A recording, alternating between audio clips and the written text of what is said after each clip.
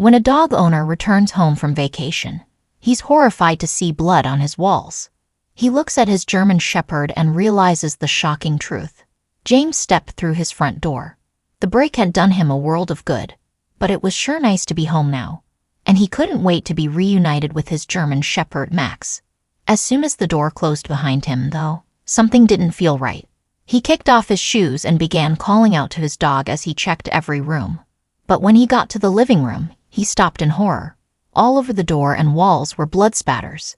He called Max more urgently, and this time the German Shepherd responded and came downstairs. But he wasn't his usual self. He was shaking and seemed scared.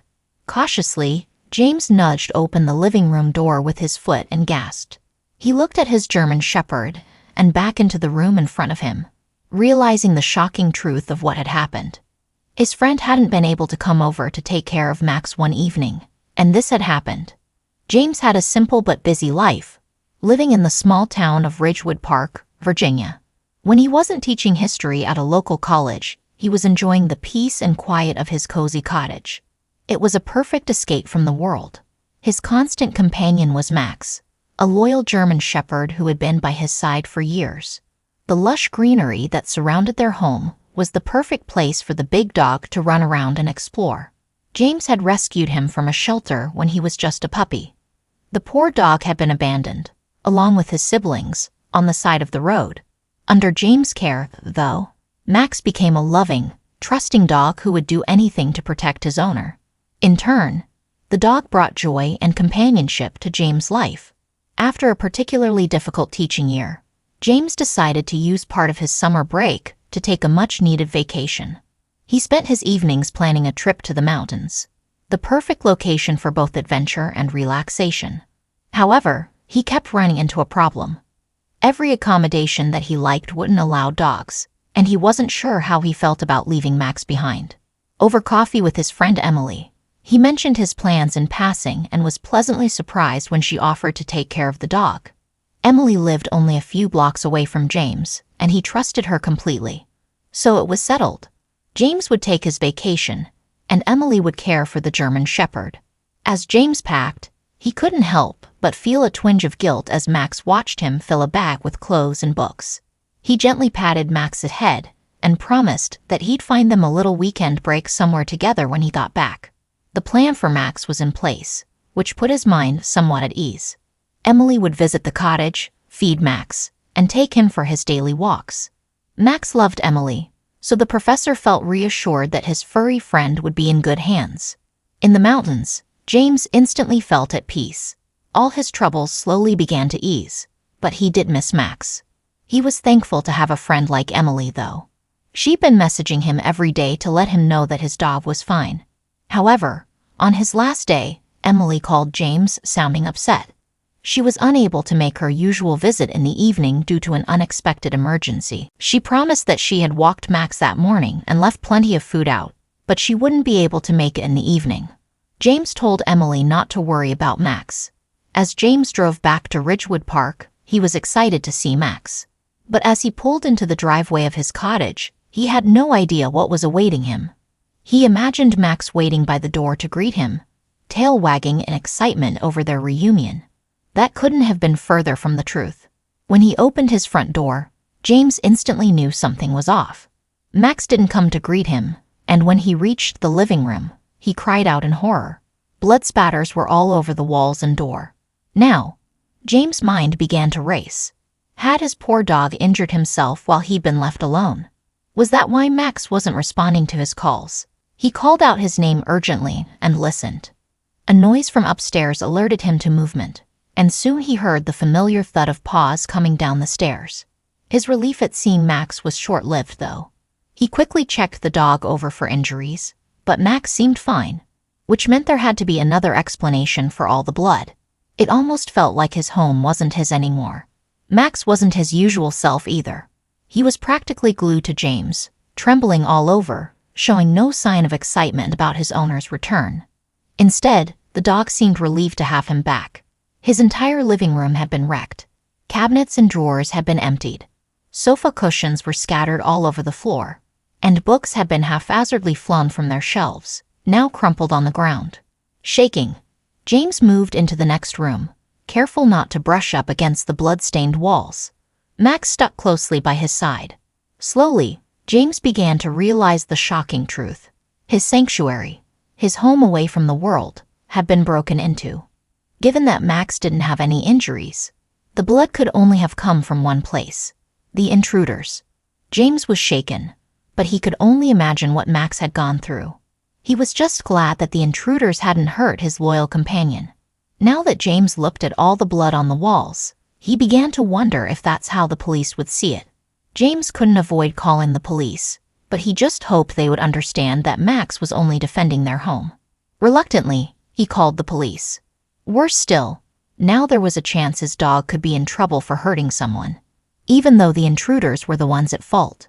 A soft knock on the door interrupted his thoughts, and Emily had come over to tell James that her family emergency had been resolved. She had planned to ask him about his vacation, but she got the shock of her life when she found her friend slumped on the floor, shaking and crying, while his dog lay beside him.